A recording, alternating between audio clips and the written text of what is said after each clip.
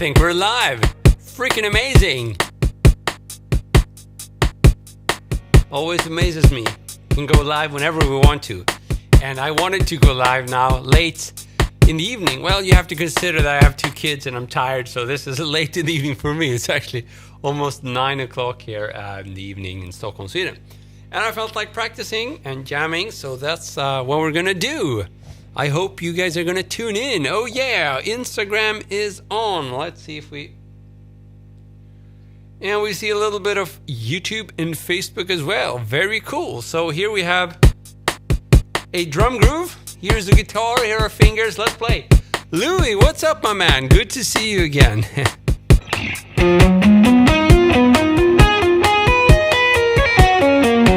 Practicing some diatonic arpeggios that are diatonic to E minor. E harmonic minor.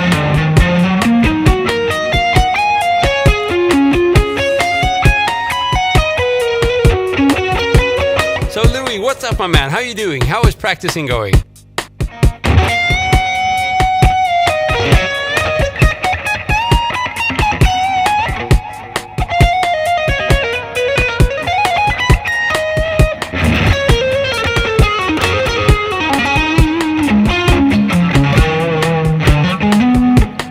And of course, if we wanna, weave in some of the, we can try to do that. Let's see if we can get some shops going.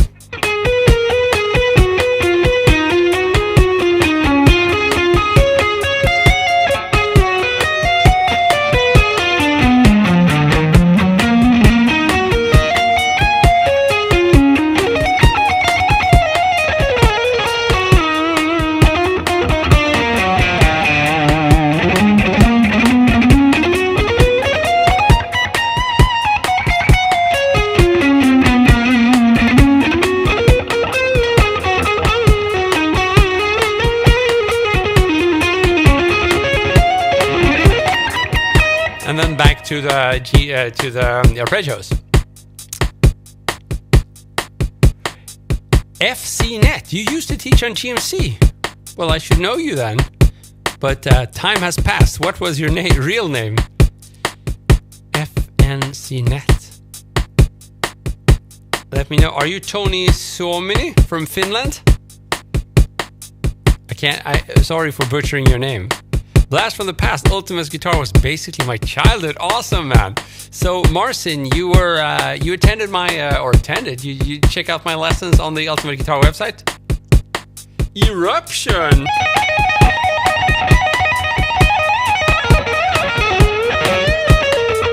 I don't know.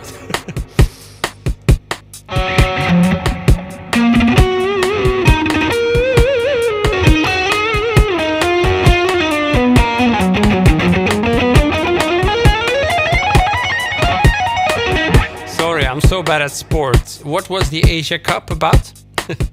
Was it like, I don't know what the word is, friidrott in Swedish? Do we have any Swedish people who can translate? You got skills. Thank you, Tanmi. I try. Thank you, Vlog TV.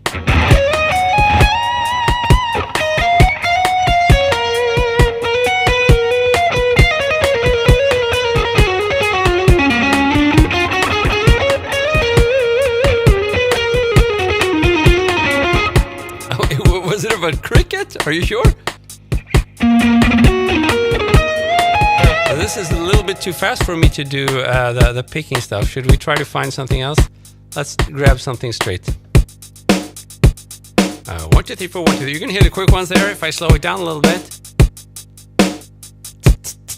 Can you hear that? Okay, so those are the 16th notes, right? So that makes it easy. Oh, Patrick is not getting any sound. Are you sure? I think other people are getting sound. Try, if you're on Facebook, try opening the player and stuff like that. So open and close the player and see if you can find the volume knob. So was it crickets? Sorry, I don't know anything about sport. Crickets, that's an insect, isn't it? Sorry, man. play the guitar. I'm really sorry for not being better at sports. Did play a little bit of sports in my childhood, I just never have the time. Cricket, awesome. Very good. Chugging.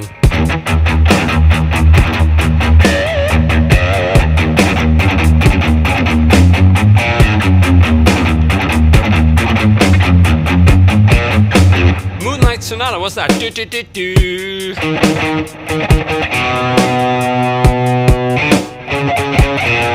Is it that one?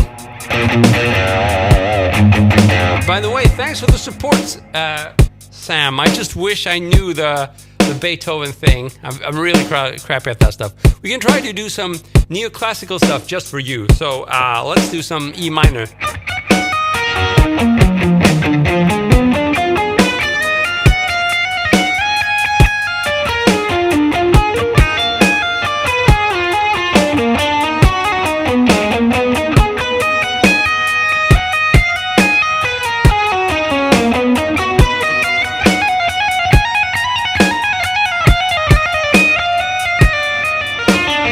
Sorry, I missed all the comments on Instagram. Sorry about that. Greetings from Brazil. I was just curious knowing who the GMC instructor was. You taught me tapping. Awesome, Sven. Could you talk a little bit about how to make interesting chord progressions? Great questions there from Instagram. Able to hear you well. That's awesome, man. What's the best way to exercise? Oh, lots of good questions there. What was it? So a little bit more for Sam, just neoclassical, not only because Sam requested Beethoven, but also because a lot of times when I practice arpeggios, and that goes down to chord progression, I tend to stick to one key, and I love, like the harmonic minor, which gives you those classical vibes, or even Yngwie vibes. So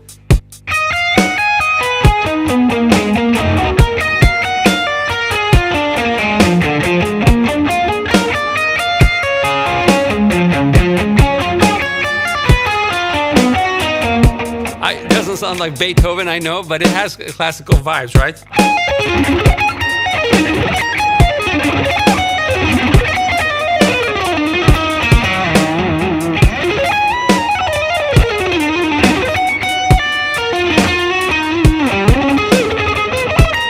One more time.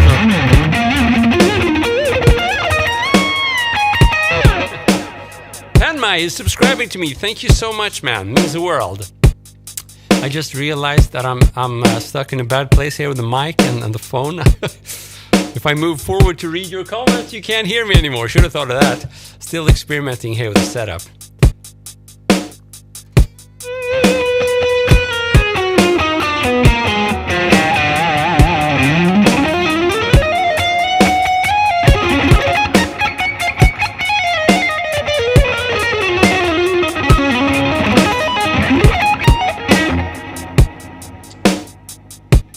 Okay, so, we had a question about chord progressions. I don't know. I'm not that good at chord progressions, to be honest with you, but here's a cool one where you go kind of chromatically, so.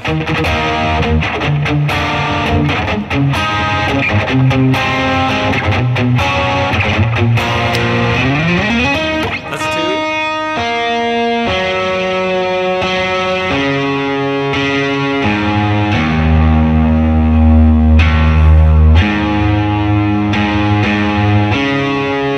So you might have seen that from my shorts, where I try to make chord progression more interesting, basically by adding chromatic. So, and then just move one finger up or down. So, oh no, maybe you can do that's cooler. You can still hear it. We have the movement like that. So there's like that. So, that way there's like a sense of purpose, a sense of direction in that chord progression. Yeah, we got my man Hit 2000 here on Instagram. That's very cool. So just thinking in chromatics can help, and that's pretty cool, for practicing, What time is it? It's 9 o'clock in the evening here, Asdram, in Stockholm, Sweden. By the way, where are you guys from? It's always interesting to know. it's always an interesting mix. But on weekends, it's especially interesting because we have some people that normally wouldn't be able to attend daytime. Okay, so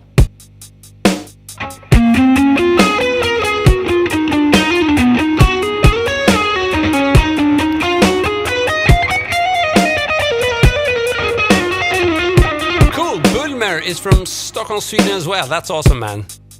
We're two then. So let's see, we can do, I mean, chromatics is always fun, you know.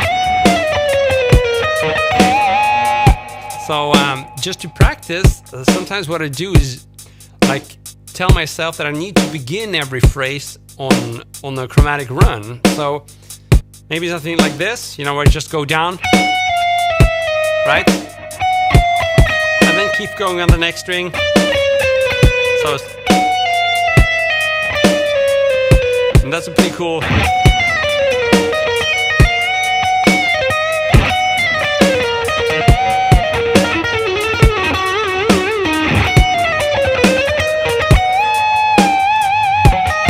So basically, if we start every lick like that, chances are we're not going to sound like anybody else. So it's a good way to kind of impose a limitation on yourself. Let's do it some more and see if we can come up with something cool there. Well, that wasn't cool. Vi är lite bättre, vad fan. Ja, det kanske vi är. So we can do. So that's always cool, combining those chromatics with some arpeggios.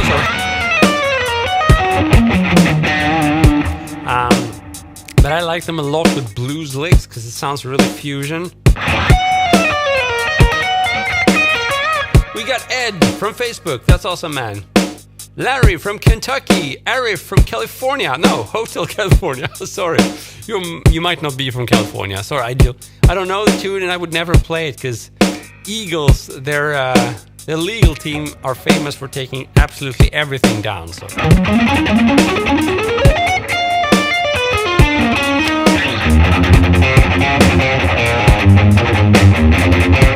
I think that's a little bit of Crazy Train for you there. Let's see if we can find something else. Rock, maybe. So I'm just going through the presets of my drum machine to practice a little bit. But that was even worse, so let's try.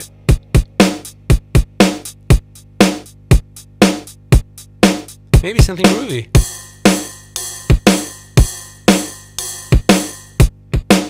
Yeah, why not? It doesn't get groovier than this on a drum machine. Guitar name. So this is a Fender American Deluxe. Cool, lots of people there on YouTube. Awesome to see. So we have the groove. We just need to play. We could try our chromatics, see if they work.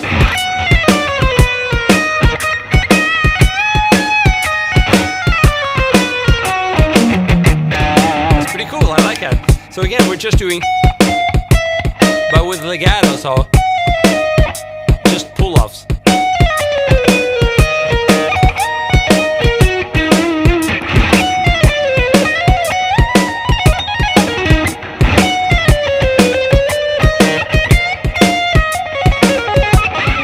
Let's see if we can combine those with.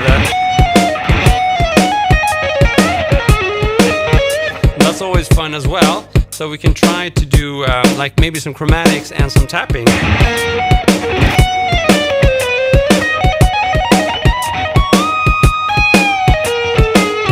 So those of you wondering, you know, how to build cool licks and how to improvise, I think this is a good example of how you can work on your licks.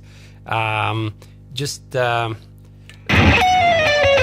know, I'm kind of spontaneous about it. You know, I try something, and if that works, you know, I try some crazy combination. I think that's how you build your own style, and that's how you can build something unique.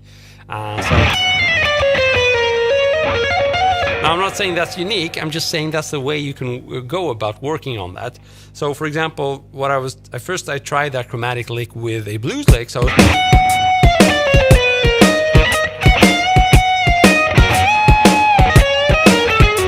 And then it's like, oh, maybe it works better with some tapping, you know?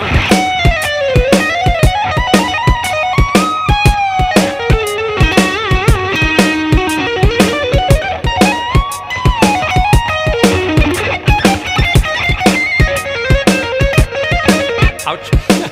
Captivated by your technique from Japan. That's awesome, man. Thanks so much, man. There's a country I would love to go sometime. Marcin, is it the crazy acoustic guy? I've heard of him for sure then. Enter Sandman.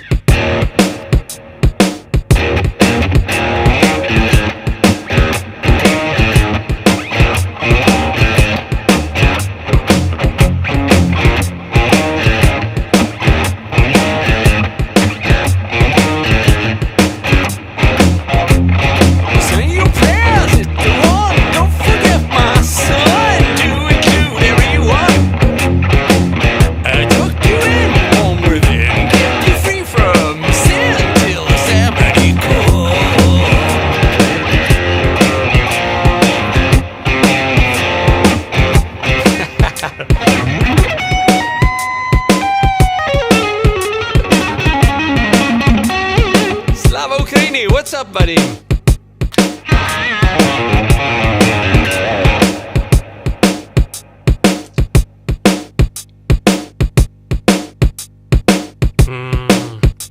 Hello, can you say suka? I'm captivated by your technique.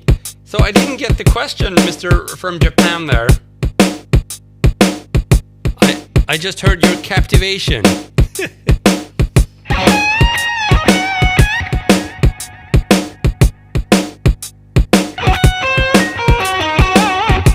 Is it an original? I was just trying to play a groovy version of Enter Sandman. I don't know if I did it. Sam is supporting me still. Thanks so much. I don't know Through the Fire of Flames. Is that some Avenged Sevenfold? I'm sorry, I don't know. Ingve.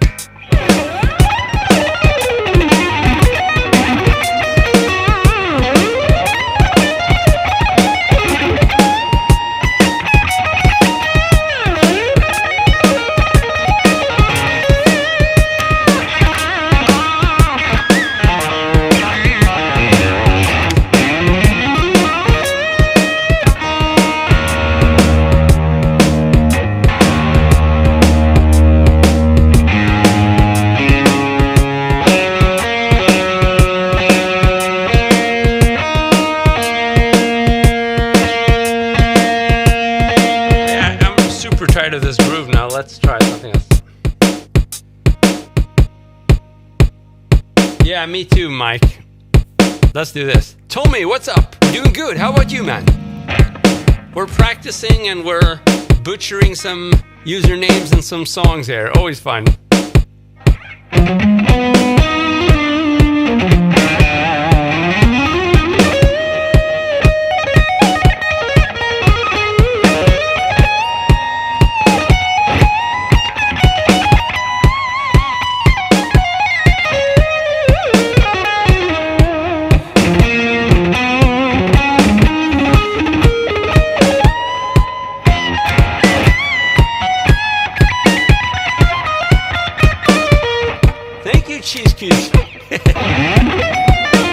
So I'm answering questions on Facebook, YouTube, and Instagram, just for your information here.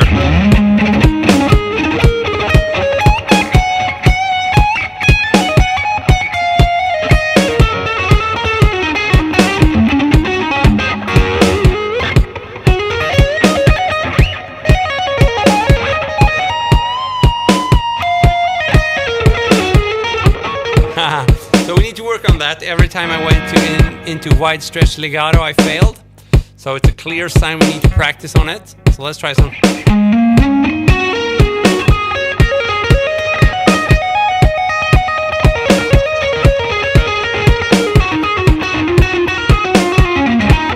So let's do it even slower. So.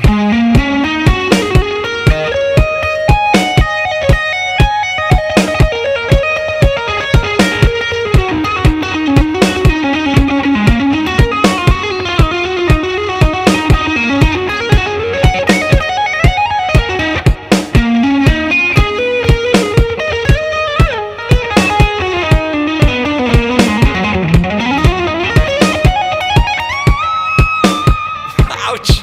A little bit out of tune there. Can you explain how scales work in any chord progression. Woohoo! It's a tricky one.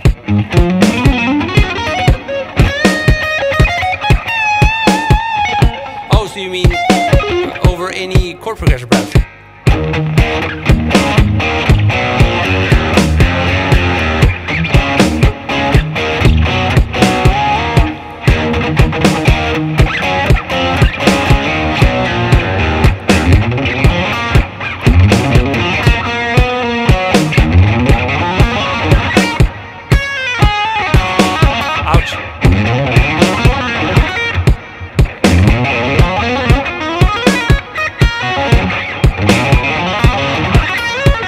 Ouch.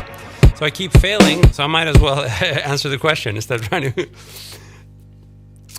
escape from it. So here's the thing. I get a lot of questions about the scales, and it's good because scales are important.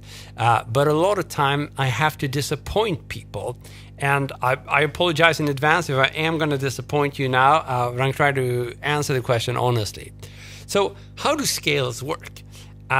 Scales are usually just a selection of the notes that are being played in the rhythm. So basically, something is being played by the rhythm guitar and the bass guitar and maybe the keys or whatever, and you want to play the same notes but higher up. That's all it is.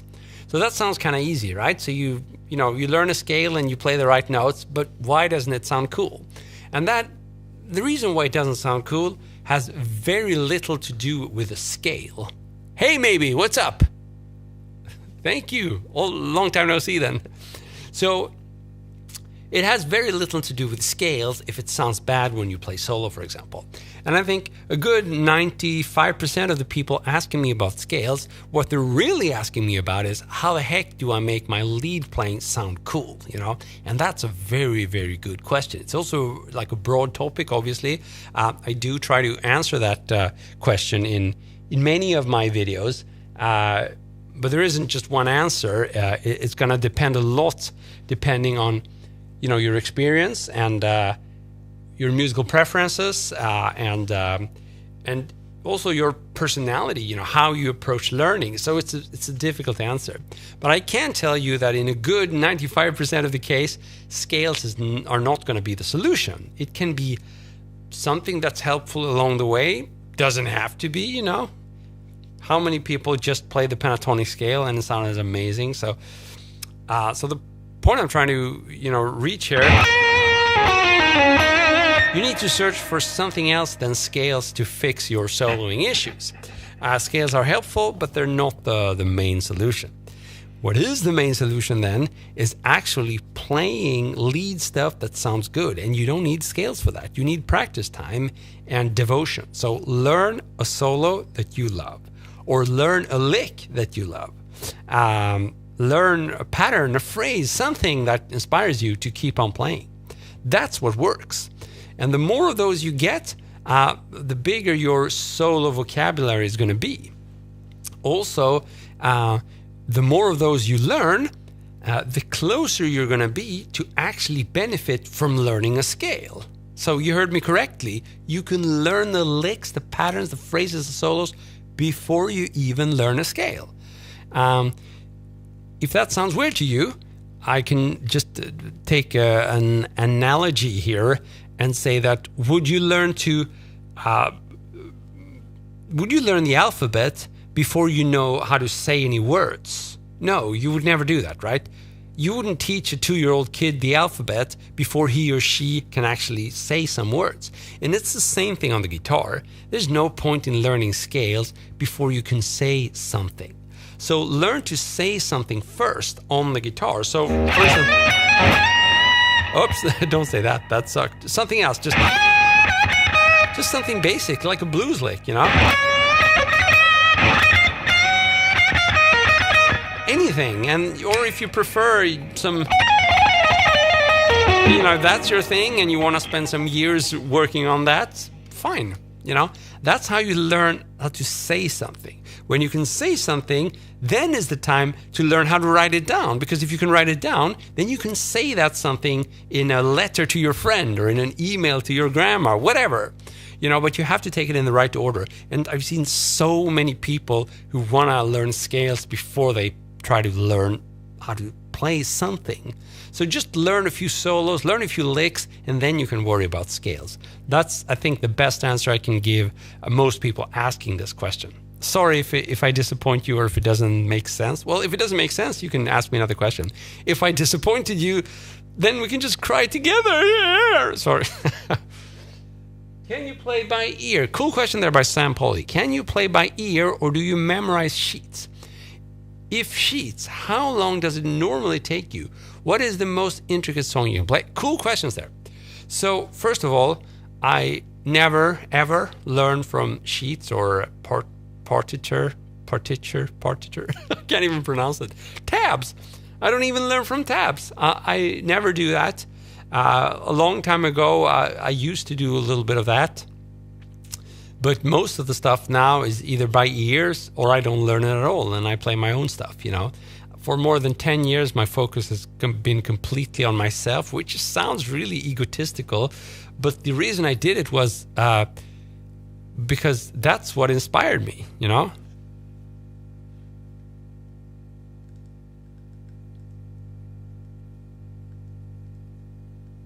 Sorry, I had a bit of background noise there. So I don't learn from sheet music, but you're asking about memorizing stuff. That's a good one as well, and it goes down a little bit to, you know, learning scales, because I think I can put that in the same category of questions. People ask me, explain scales and how do you memorize? You know, you did this thing, you know. How did you memorize all those notes, you know? I learned a scale a couple of weeks ago and then I was jamming and I couldn't remember one single note out of it. So how do you remember those notes? That's a great question. And that's an important question. And let me explain why. If you're experiencing that you're kind of, you know, learning the dots on the fretboard, you visualize the dots. But then when it's time to play, you can't remember where those dots were. Then let me tell you how I think when I play something improvised, you know, like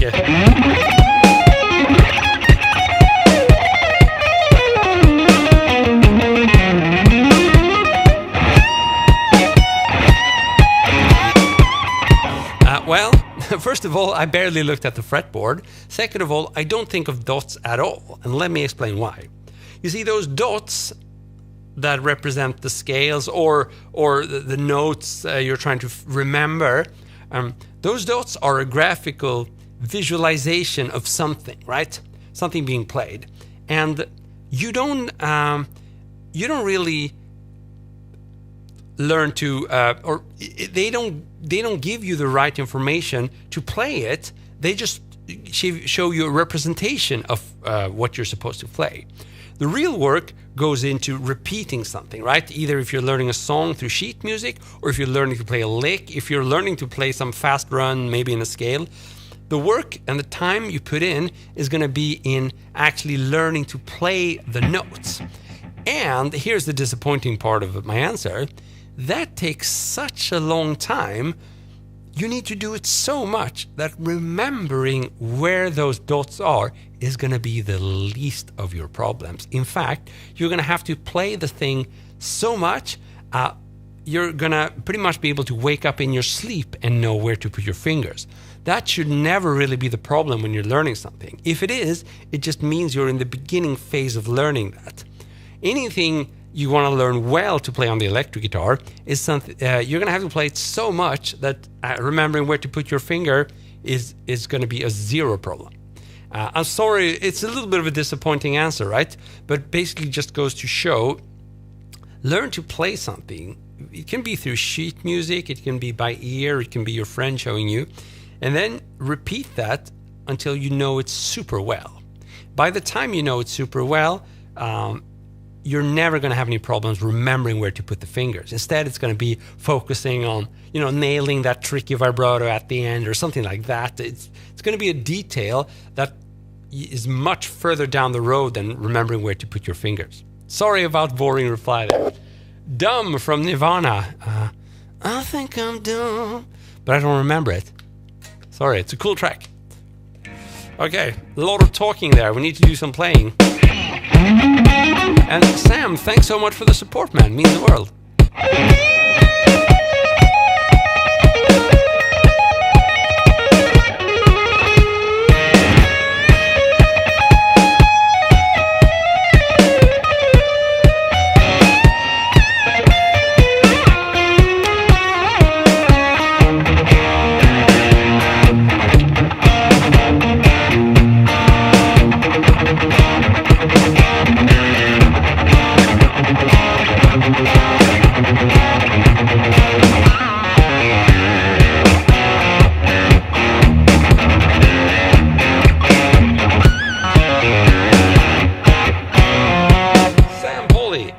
Turn rap or pop songs into a guitar version?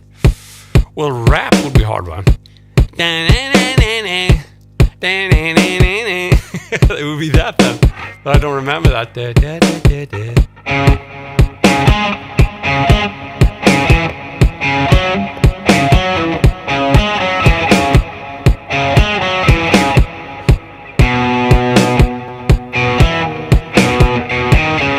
I know that would take me a long time, but you could do something like that, right?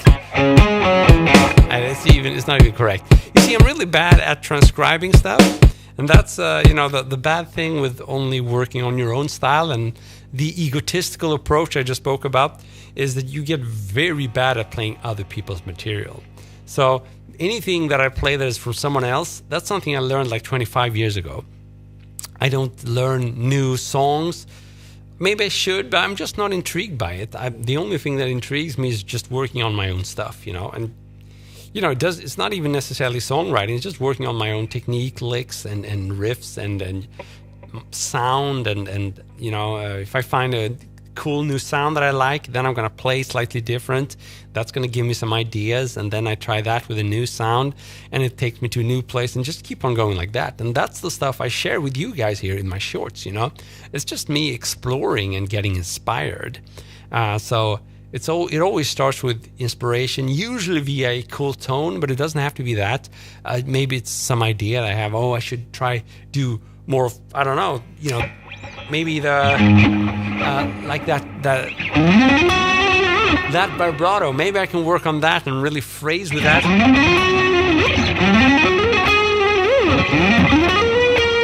It's like, okay, and then like that. So yeah, Sam, it would be cool to maybe put my own spin on someone else's music. It's a cool idea. The thing is, and maybe I should just do it and not speak so much about it, but what kind of frightens me with that is I think I'm kind of crap at doing anybody else's stuff, but maybe completely butchering someone else's song, maybe I could do that.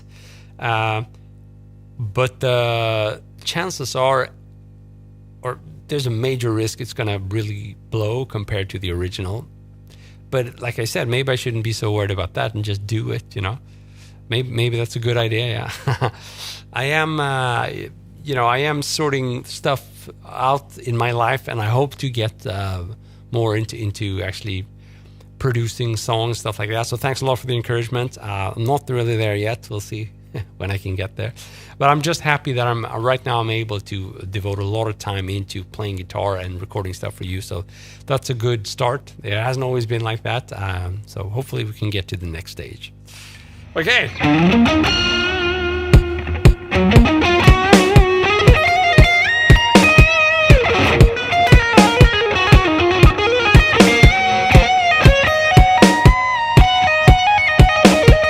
Thanks so much for the great words, Sam. It means the world.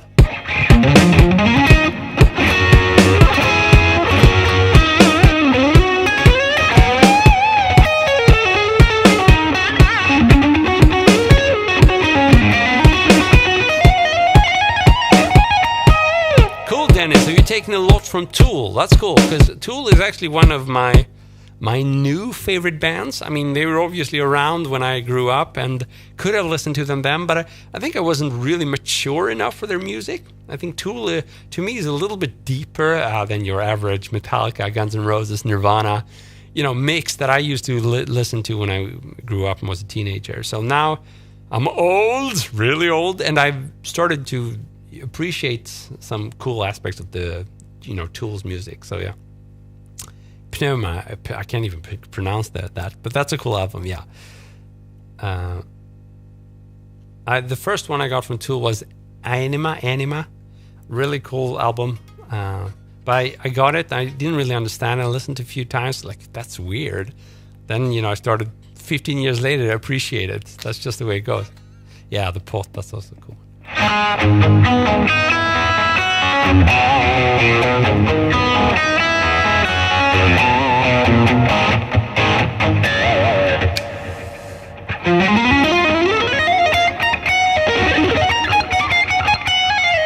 That's just because someone requested Van Halen. It's the only one I know.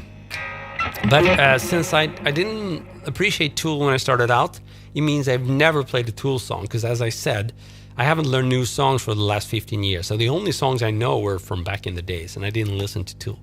But I do hear a lot these days in my videos that apparently what I do reminds a lot of Tool. And I can see where that comes from, especially these, something like that would be very Toolish, right? Probably down-tuned somehow. That's that.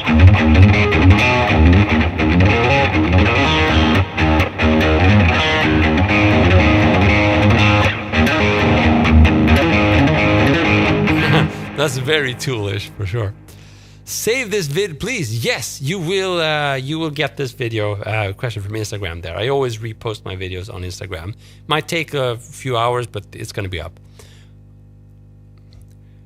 Ooh, guitar make, best guitar make. That's an impossible one. There are lots of good ones, that's for sure.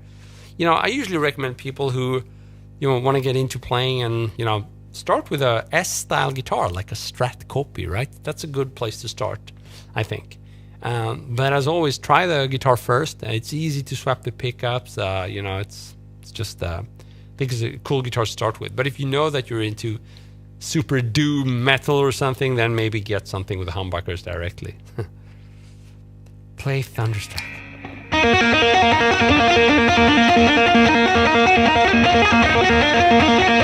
Yeah, exactly, Dennis. Lots of weird time signatures and stuff like that for sure.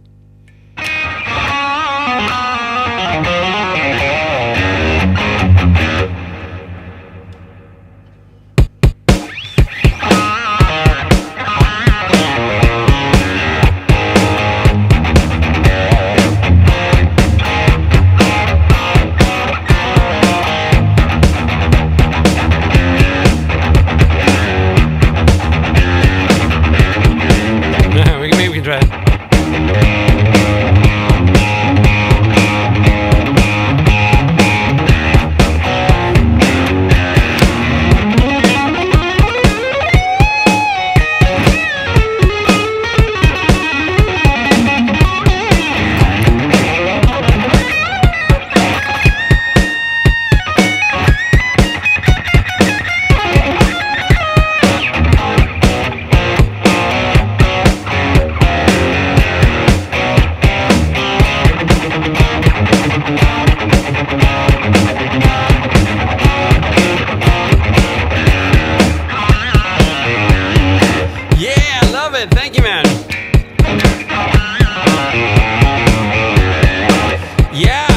I think you can find a little bit of my stuff, some backing tracks that I've uploaded recently. There's one or two songs maybe here and there. I should do more though.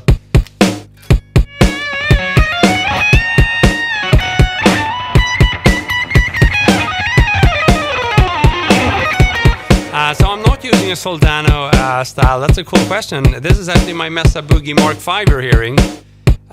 There it is. Maybe I should show you the amp. I don't know. I can try to plug everything out here and just grab my phone and move around, see if that works.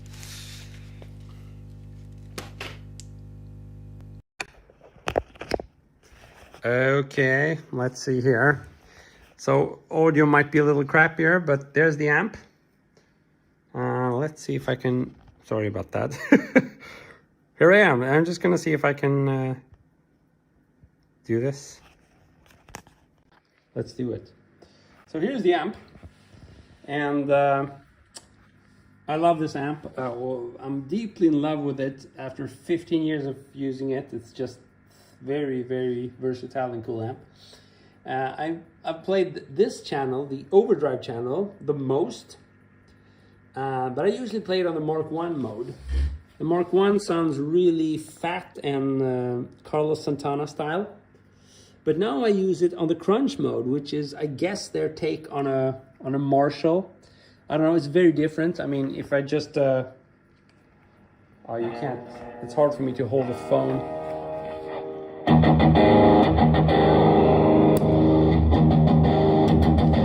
It's hard to tell from this, but it behaves completely differently. And basically, I have to set everything differently. But, you know, it's just after 15 years, it's like getting a new amp, just taking the time to really use the crunch voicing and change all of my typical settings, try different pedals, try different EQ settings. This EQ pedal is actually active right now. I'm not using that one, but I am using the Silktone Fuzz right now. So I use this one as an overdrive and basically to color the sound. It's pretty cool. I have it set on very low bias, so I'm kind of choking the sound, or the sort of choked fuzz sound. Then I can control, you know, high and lows, and not too crazy with fuzz, but this is enough to add overtones so that these controls have an effect. And as you can tell, the volume is pretty high up, so I use this as a boost. And I do believe I also have this one engaged as a boost right now. And a little bit of compression. You can't tell if it's on, but I'm pretty sure it is. Yeah. So I don't know why I showed you all of that. Can show you my guitar as well. I get a lot of questions about these frets. Here they are. You can see they're scalloped. And since I'm holding the phone right now, I'm only playing with my left hand.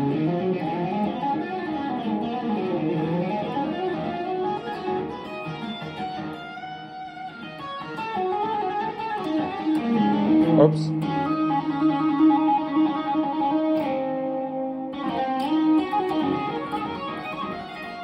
I think I need my right hand. Oh, I can zoom in here. That's pretty cool. Oh, here we go. I need my, as you can tell, I'm not using my right hand.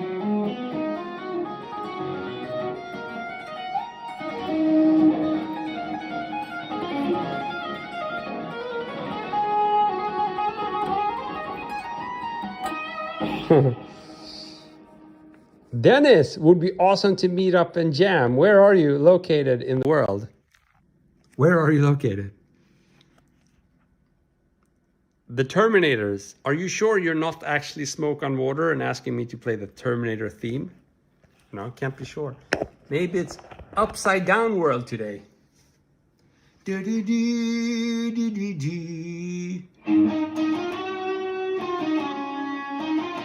That's like the theme. So hopefully audio, if we can improve audio, yes. So now hopefully better quality is back here. Diapason Malmsteen, what's that? Smoke on Water.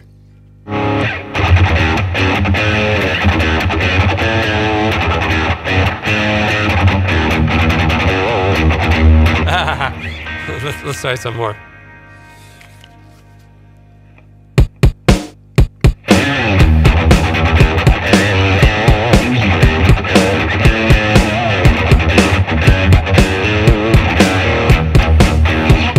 Roland, yes, it's a very thin neck. How can I learn? The Virtuoso, sorry for missing a reply. Well, you can stick around here. I'm trying to show you as much as possible. Perfect Brothers too. Lots of comments there on Instagram. Awesome to see. So let's try. Maybe a little bit faster.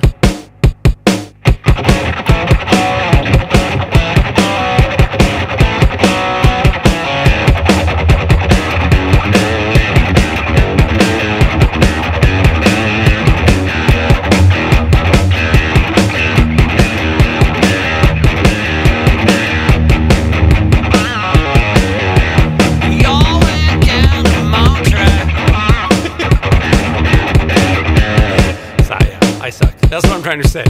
That's the easy way to tell you I suck. So, that was another question.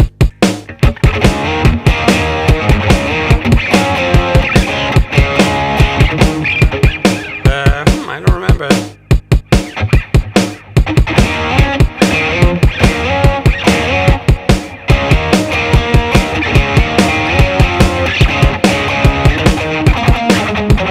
There we have it. We should do it with a groove, though. Let's try. We had a groove.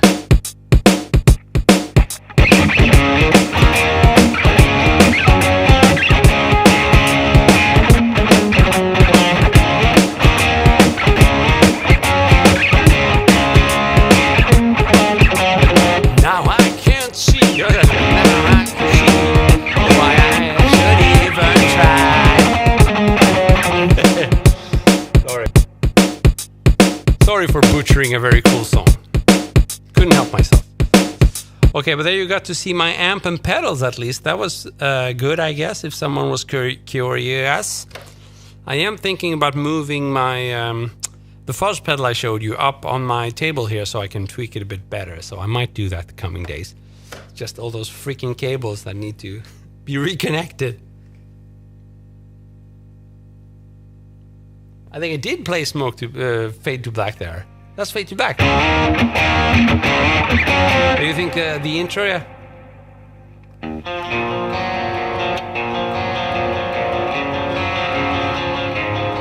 It's not like that. I don't remember it. I wish I did.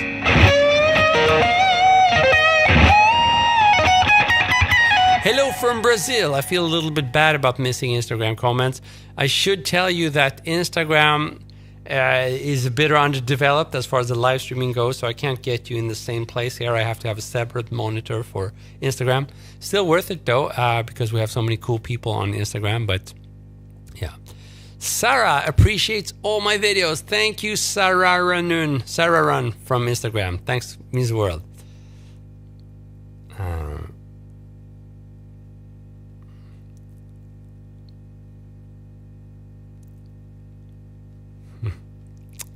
Cool. So what do we do now? What do we do now? I was going to practice, but I haven't practiced a single bit. Doesn't feel like that, at least.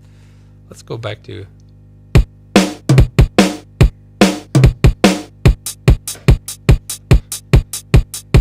This is fun. Cool, Joey from Facebook likes the sound. Awesome, man.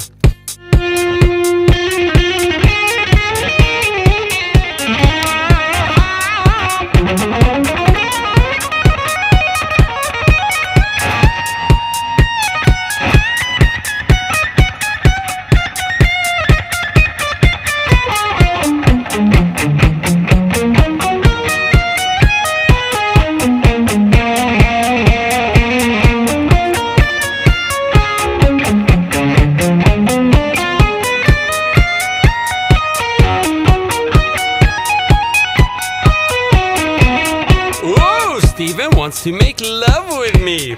We are virtually making love through music here already. That's your orgasm, and then we got... That's mine.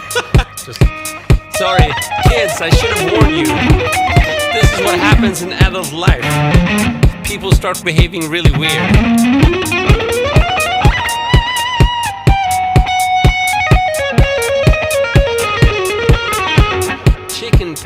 Chicken Pasta Jesus. I love that username.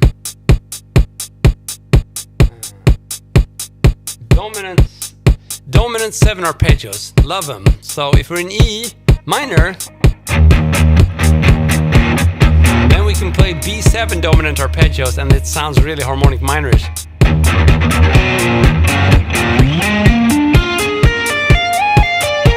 Like that. I messed up.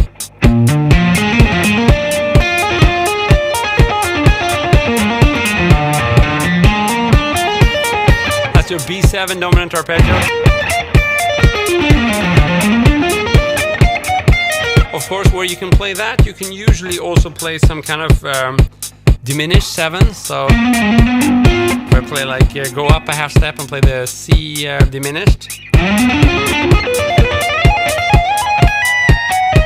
works very good. Both of them are kind of interchangeable in a lot of circumstances. You can play dominant 7 and diminished 7 interchangeable. Let's try it some more.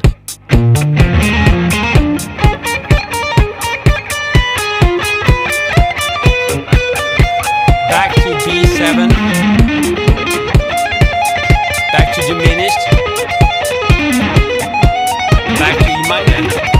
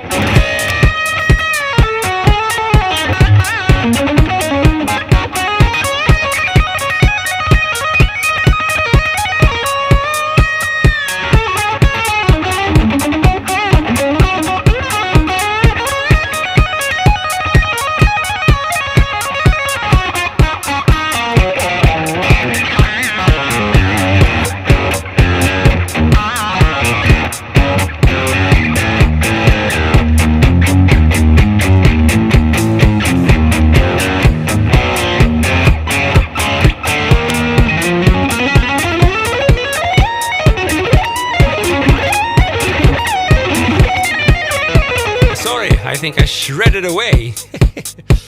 It happens, it happens. So how did we even start here? Oh, someone asked me about arpeggios. That's a very dangerous thing to do. Never ask me about arpeggios, because then I just get playing all over the place. I love arpeggios. So a lot of the stuff I do is arpeggio based. And it's just a very cool way to color sound. Andries Asrineke from Instagram. Sorry for butchering your names. Finally a red shredder. Yeah, we love red here. Red guitars are cool.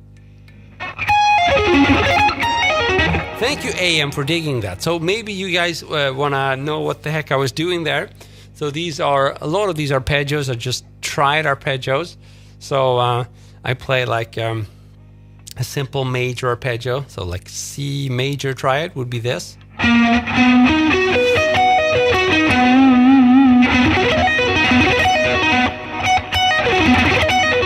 Oh, real, not red. I thought you said red. Red would be cool as well.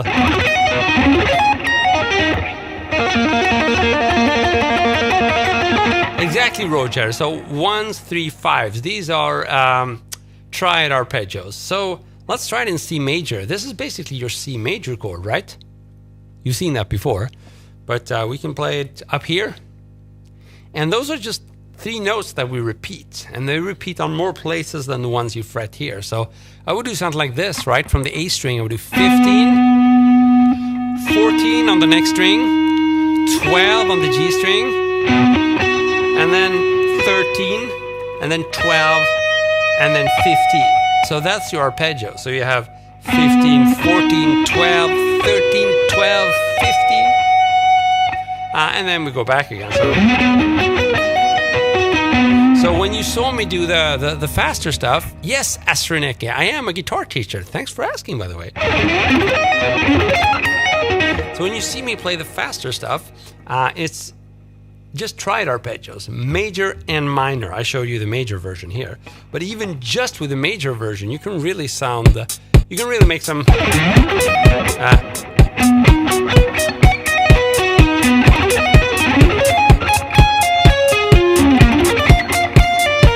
using the same shape, right? I used it on C or on the 15th fret where I showed you C, and then on D, like 17th fret, and then down to B. So, and there's just like your chord progression. It's just three major chords. I can barely speak. It's late in the evening here, so.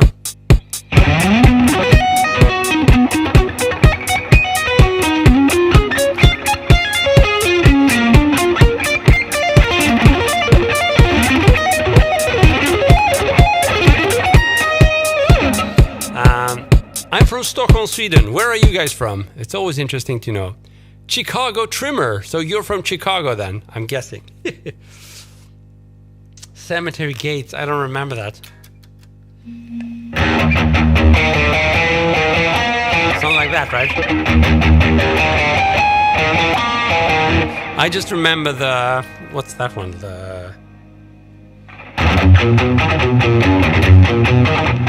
It's like,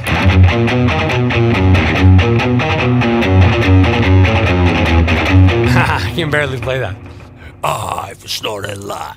Shedding skin or something like that. And that's another one. Art of shredding. Sorry, I don't.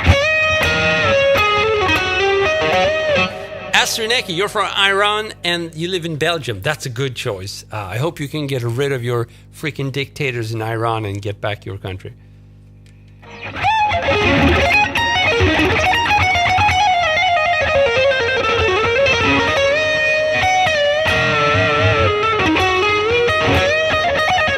Sorry, I don't know eruption. But yeah, that's what I was saying. Don't ask me about arpeggios. You're gonna get me started and you're never gonna stop me again. That's groovy, I guess. Let's see. Do we have anything?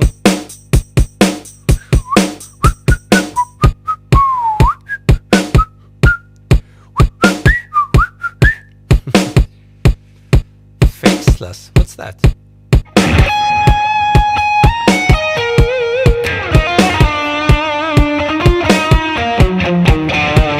What I thought we were gonna do, practice.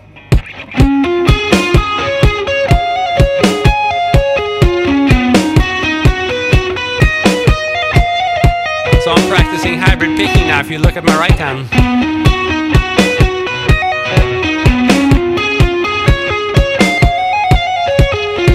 I messed up.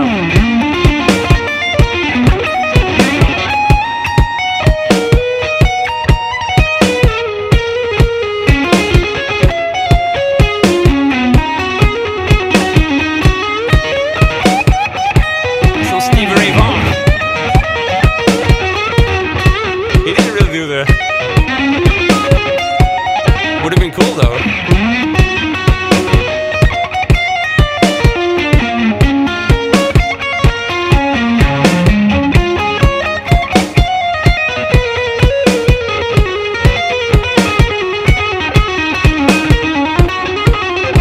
I need to practice. That's how many hours per day do I practice? I think an average of like one hour. If I can average on 1 hour now, it's pretty good. You know, I used to do the crazy 8 hours per day thing, but these days, for one, I don't think my body would even, you know, I think it would break if I did the 8 hour thing. It almost did break back in the days, and that's when I was young. So the 1 hour is good for me, because then I can maintain and I can work on new stuff. And, you know, these days you spend maybe 20 minutes working on a weakness, and that's going to give you so much more than, you know, 8 hours for a whole month, you know, when you were young, because you were working on, so, you know, such different things. Many times these days you can just, you know, think of a new combination of the things you've already learned and it sounds totally new. You don't have that luxury when you're starting out. You just have to, you know, learn anything. It takes a lot of time. I have a black spot on my arm. That's crazy. Where's the black spot? Am I freaking dying here?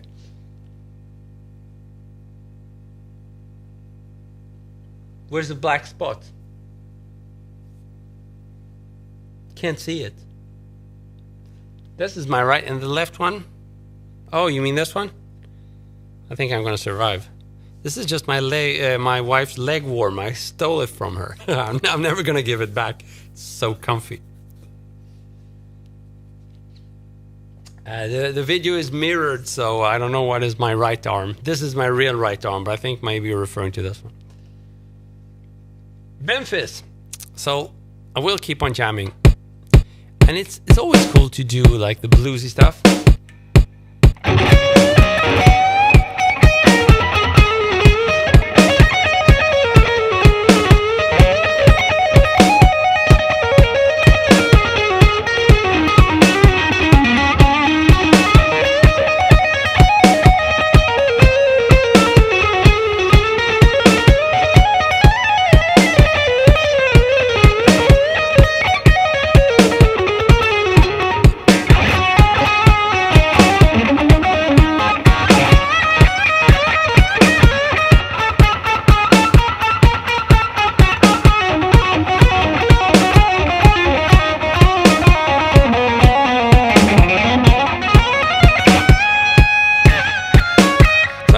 this is, yeah, Cyril. This is pentatonic minor to Dorian for sure. I'm doing a lot of Dorian stuff here. And also the flat 5 thing. So,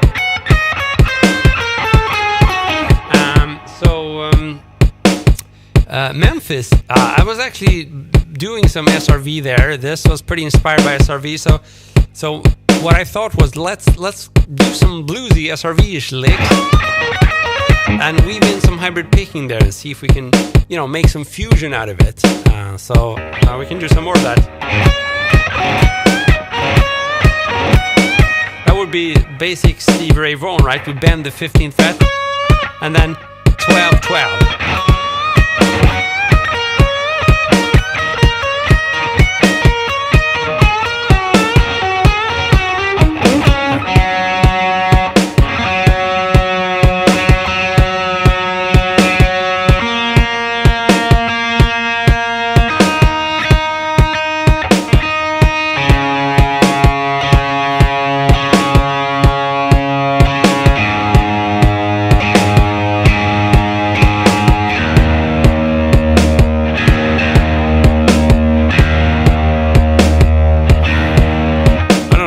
To my tuning. Let's start again.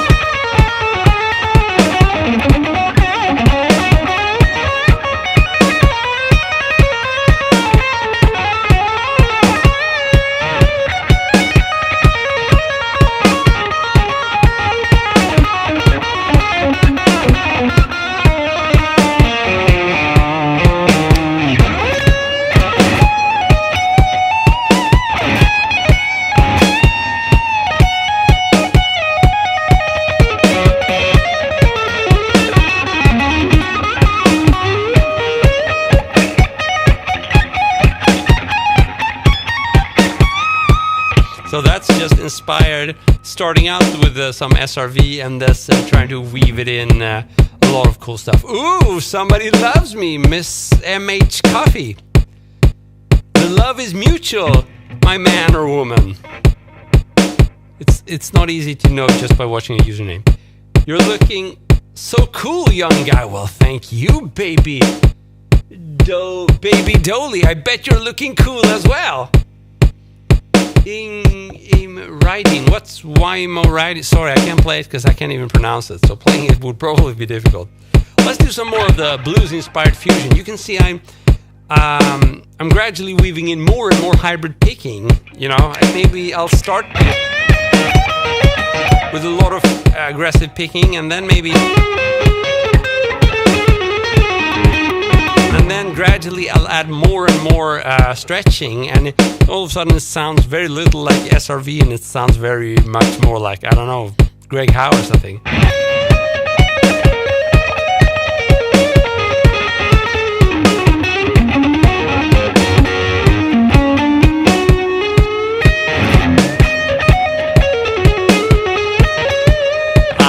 That sounded like crap. Let's try more.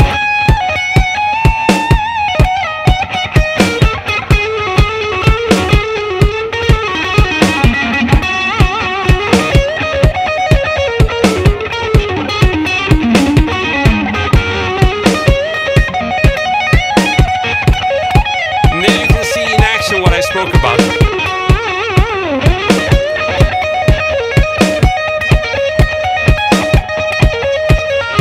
If we really want to make it, we could try maybe a bit of tapping. This is going to be tricky for me.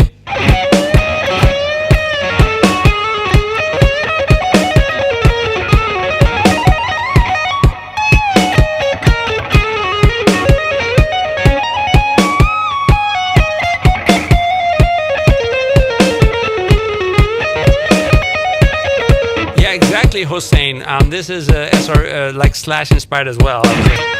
Like that.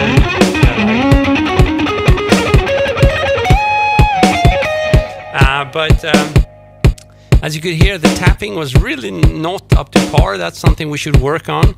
Yeah, Cyril, I love fusion. Thanks for the great words, by the way. So we can try some more.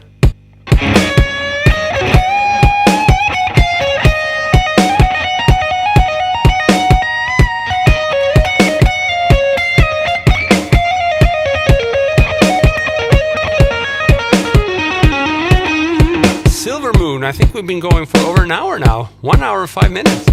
But this is tricky for me, so I would practice it maybe in small bits, so a little bit of tapping and a little bit of normal playing. So you kind of practice going in and out, because the issue you might have heard was that when I threw in the tapping, I kind of stopped a little bit, so before and after. And that's how you can discover that a guitarist is not really confident with what they're playing. You know, when they introduce something new, maybe a sweep or something like that, there's a little like pause before and after, and maybe the vibrato gets a little bit shaky. You just notice that something isn't right, and then you can start thinking, well, maybe that guitarist wasn't quite ready to play whatever he or she attempted.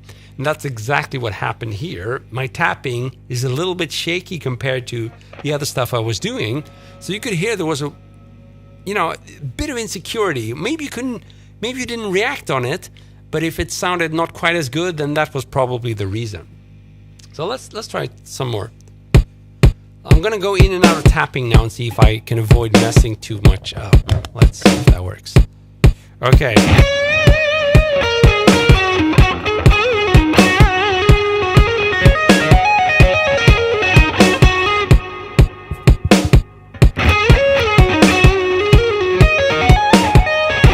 I failed, so some more. That was better.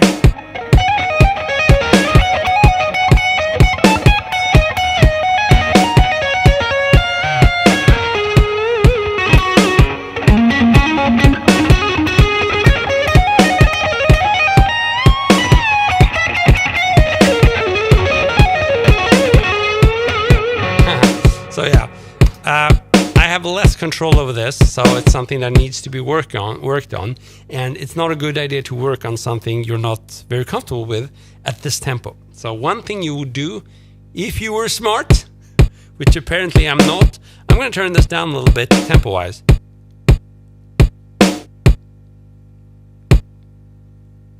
Sorry, that was too much. Not like this, maybe.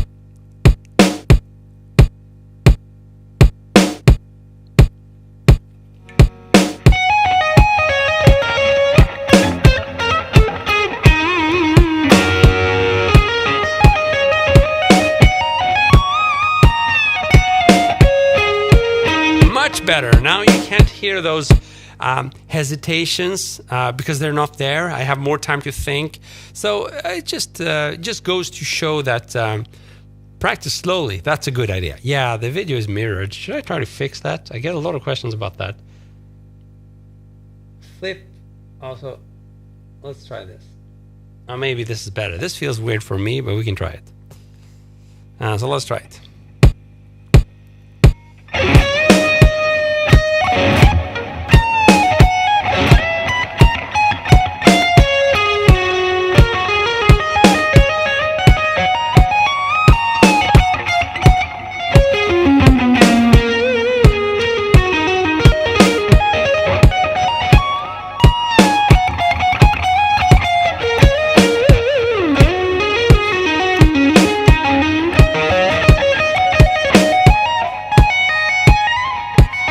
Even that I managed to fail, but at least now I attempted something a bit more difficult, and that's because I gave myself a bit more time to think about what the heck I was doing, thanks to lowering the tempo. You know, it's that easy, so you should do that as well. This is tricky apparently, because I've failed every time.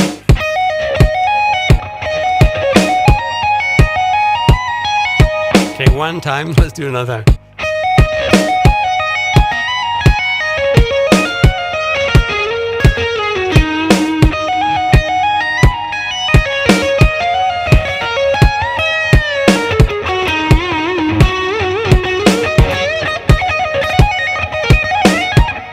Design, doing good. How about you? Could you show me what legato is? Good question. So I'm doing a lot of legato here.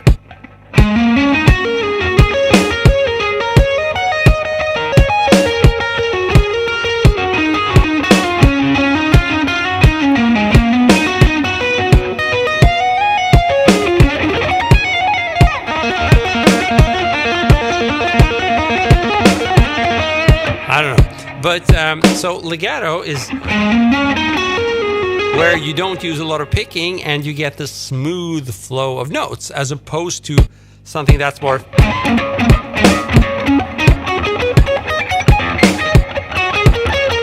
That's not very legato-ish, right? That kind of thing. This is a bit smoother, whereas this is... So every note has a spike there, whereas, you know,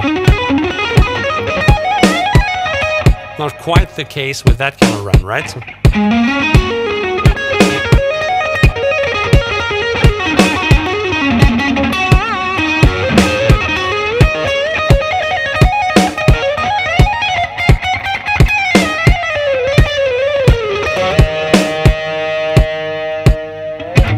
So on the guitar, we tend to do legato, play legato with hammer-ons and pull-offs. You can, you know, you can have a soft pick attack and play pretty legato with the pick, you know.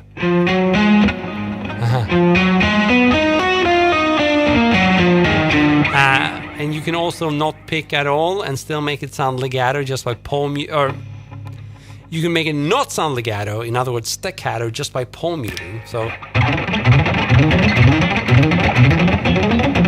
this is kind of staccato sounding, right? Even though I'm using hammer-ons and pull-offs. So legato is more about a fluid sound and not so much about the technique, or not so much about which specific technique you're using, as long as you're getting that smooth flow of notes, because that's what legato is all about. Yeah, my man, hit 2000, finally here. I saw you drop by earlier. Cool, Baby Doll wants to marry my guitar. But then my guitar would be cheating on me. That wouldn't be fair. I don't know what Johnny guitar is. Sorry, man.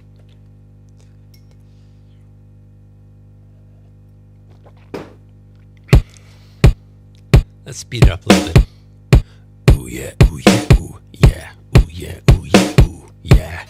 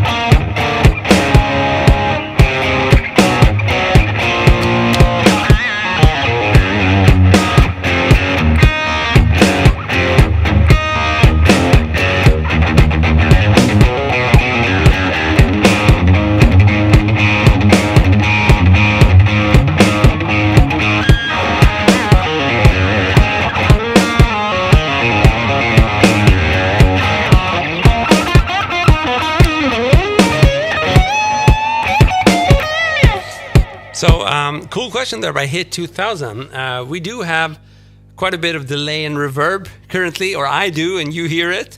So if I'm actually using both reverb and delay, but let's disable just the delay and you can hear how that sounds.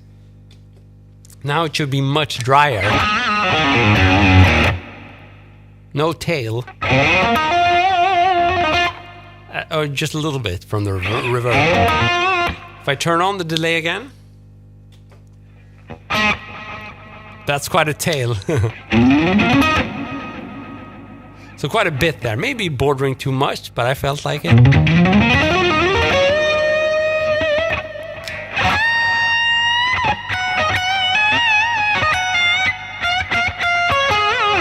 Now if I turn down both the delay and the reverb,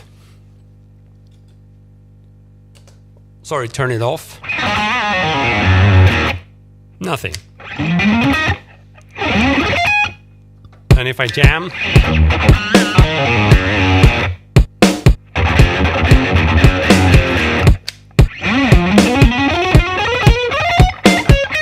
so if I turn on the delay again, no, sorry, this is the reverb only. Reverb now. There's a tail now, but it's not that obvious.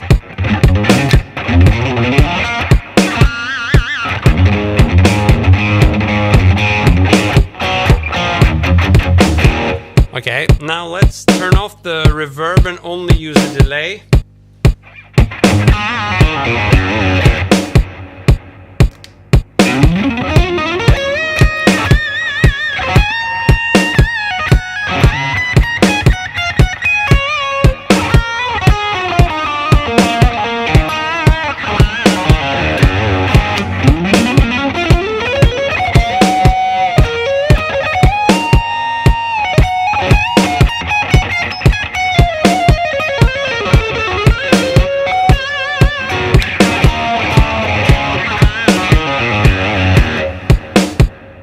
So yeah, but I'm using all of it right now, way too much. But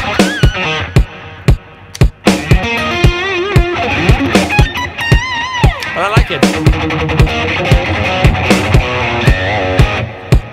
How can I make the reverb work on both the guitar tone and the effects, like the delay notes are reverb too?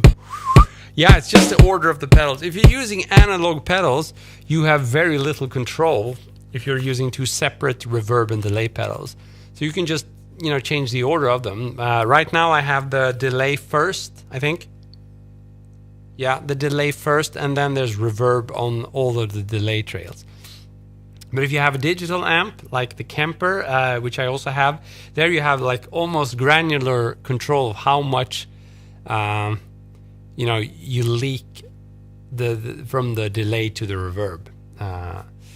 And you can do similar things if you're working in the DAW, like a digital audio workstation. And to be honest with you, I've always struggled getting a good delay sound live when I'm practicing. But I always found it easy in software and in digital amps. But it was down to my delay pedals. I had the Boss, I think C2. It's called. It's like a basic delay. It was okay, but nothing too fancy. And then I had the TC Electronic Flashback, which I didn't like at all. None of them gave me what I wanted. But then I finally got myself my third delay pedal, and that was the Halo delay, the Andy Timmons signature. And this one sounds really good. That's what you're hearing right now. So my advice to you would be, if you're struggling with the delay, maybe record your lead playing or whatever in your digital audio workstation, and there see if you can add delay that you like, and maybe it's a ping pong delay or some kind of stereo effect. And when you found that, then you can go research what pedal can do that in real time. I thought the Flashback would be able to do that because it's such a flexible pedal. You can program it to do anything, but I just think it sounds really bad, you know. They make great stuff, TC Electronic, but that series is not one of them. To me, that's cheap sound. I'm sorry for butchering it. Like I said, lots of cool stuff from them. I had a rack unit that sounded awesome, but yeah.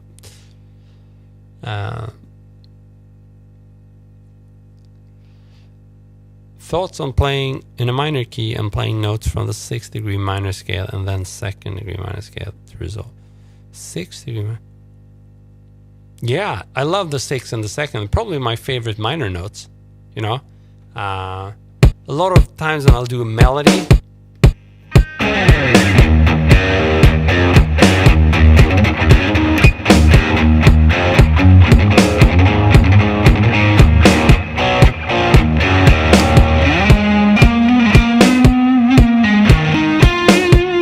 that's the 2nd. Minor 6.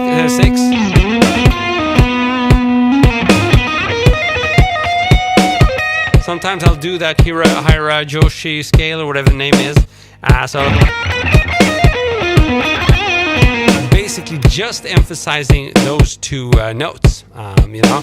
So you know, if you do this, like you're in E minor and you play like 12 on the B string and then 13 on the B string and then 12 on the E string and then 14 on the E string, you get these 4 notes. And if you repeat that in octaves,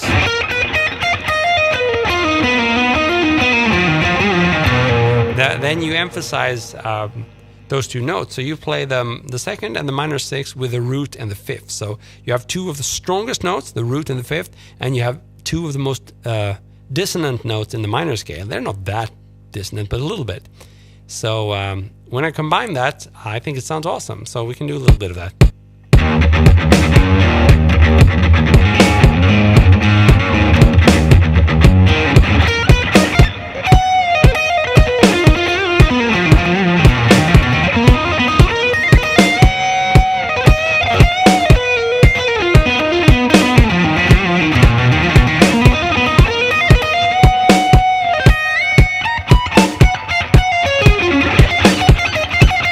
So yeah, I love those notes. Rudimer, there's still hope. Long live good music. Thanks, man. Okay, baby doll, you have to tone down on the compliments. I'm very flattered, but I can't see the other people's comments. So I love you too, but now let's speak guitar. Hello, what's your favorite solo guitar?